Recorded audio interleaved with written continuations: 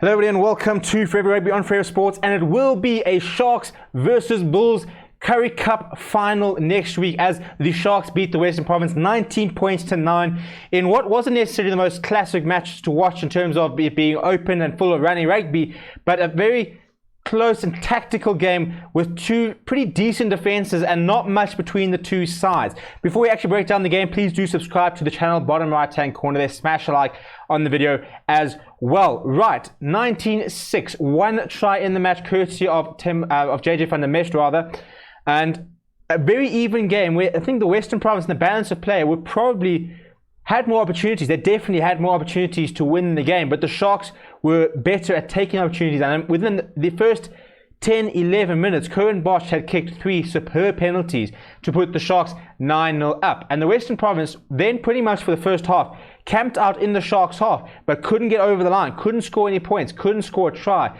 until they eventually sort of realized this and just started taking the points. And they got themselves back into the game. But another good kick by Currie Cup, a nice drop goal, followed by the eventual try was enough. And I think if you look at the stats, it shows a game that was quite disjointed, it was quite messy. We didn't see a lot of running. We didn't see a lot of the Sharks backline getting a lot of the ball and the opportunity that they really needed to go on and make a very big statement. So we look at some of the match stats.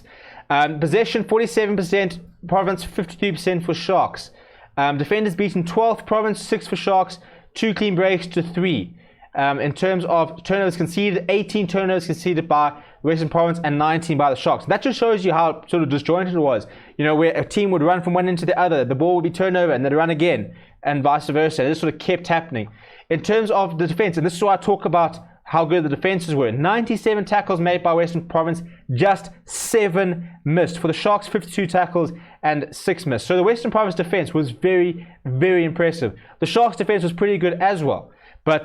And that was why it was such a low-scoring game. But I think discipline just costed the Western Province a little bit. In terms of the breakdown, all the stats are pretty even, to be honest. Rucks, 41% won by Western Province, 51 by the Sharks, 11-6 mauls, one favor of the Western Province.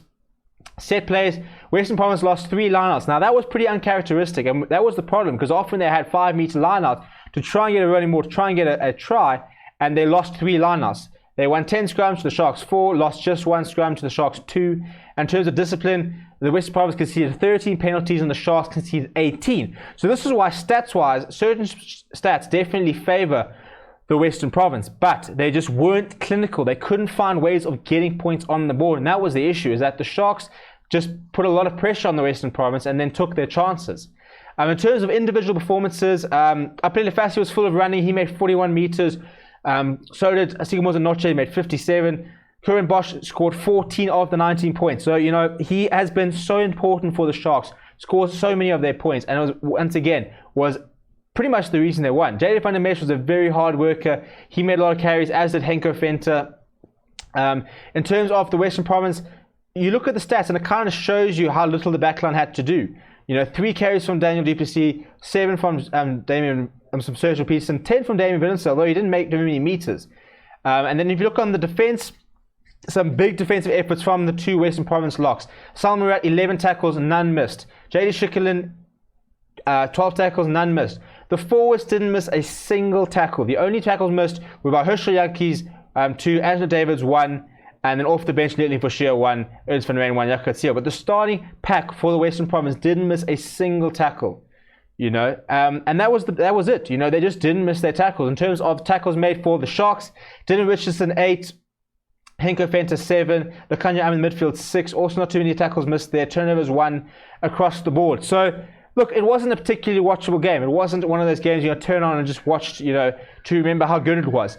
As a playoff game, though, it was very nice and close, which makes for good watching because, you know, when it comes to the playoffs, you don't want to see one side steamroll the other. You want it to be as competitive as possible. So it was in that regard, and there were moments where both teams could have tried and put the game to bed. You know, I think the Western Province will feel the more frustrated because they had more opportunities. They were better for probably more larger parts of the game, but they just couldn't find ways to score points.